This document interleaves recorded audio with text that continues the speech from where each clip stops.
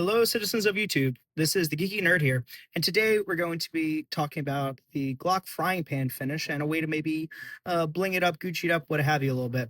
But before I begin, I'd like to send a big thank you out to everyone who's liked, commented, unsubscribed, and subscribed on the previous videos. I always appreciate, always enjoy talking to you guys. But if you're new here to the channel, welcome. If you enjoy this video, enjoy this type of content, please consider liking, commenting, and or subscribing.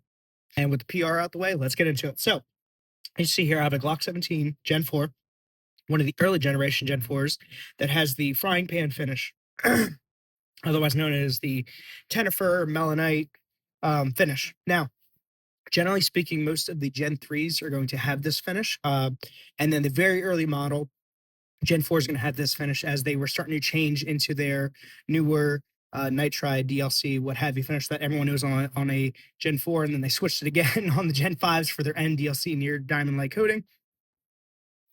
And so once they changed it, everyone kind of fell into their batches. Some people say that the Gen 4s are the worst of the finishes and Gen 5s are great, but it's nothing like the Gen 3s, the frying pans, what have you.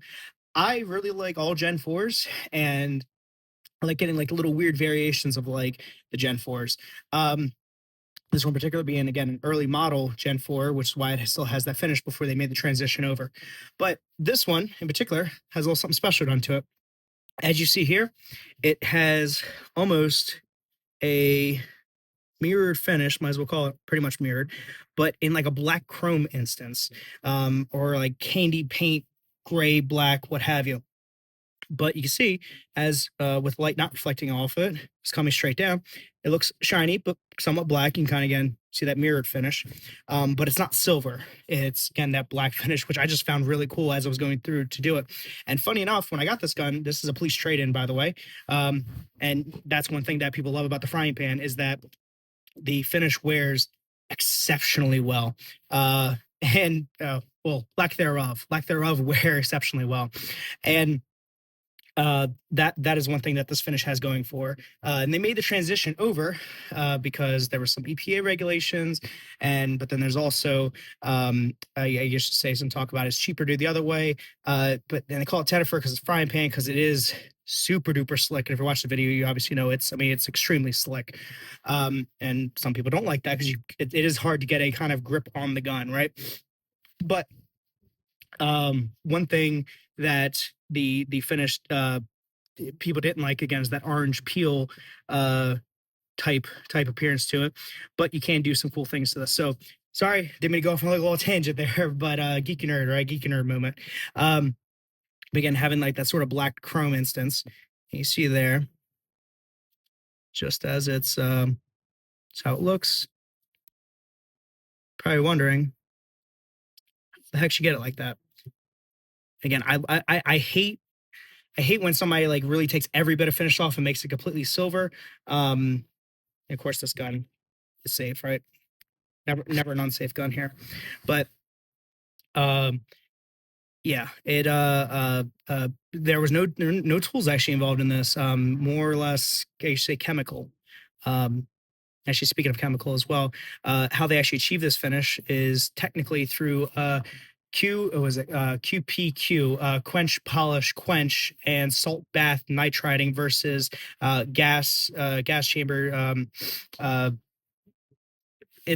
Essentially they would nitride through a gas and putting it in a chamber and having it having the metal be hooked up and having it be positively or negatively charged and having all the ions of the nitride basically attached to it and permeate through the metal, versus this is actually like quenched in a solution, which obviously costs a bit more money, time, expense, which again is why I probably went from it. But for this particular finish, to get this type of look,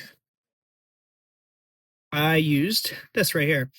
So it's Cape Cod metal polishing cloth. Fantastic stuff. Good for doing like trigger jobs, just kind of cleaning up those fine parts. Now, it is non-abrasive. Well, it is abrasive by its nature, but it's not like sandpaper. It's not like anything like that. It's not like polishing compounds like car polishing stuff. And when it comes to like doing things like this, I really prefer going through the hand method.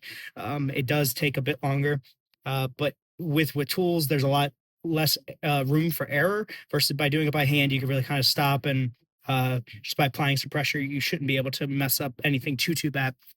But basically taking that cloth, rubbing it on the finish here. It did take about an hour just of some elbow grease, and keep going, same motion to get a uniform finish across, counting your strokes, but going fast enough to where the heat from my hand and just the friction of the motion actually started going into the metal where you feel like the slide actually got a little bit hot.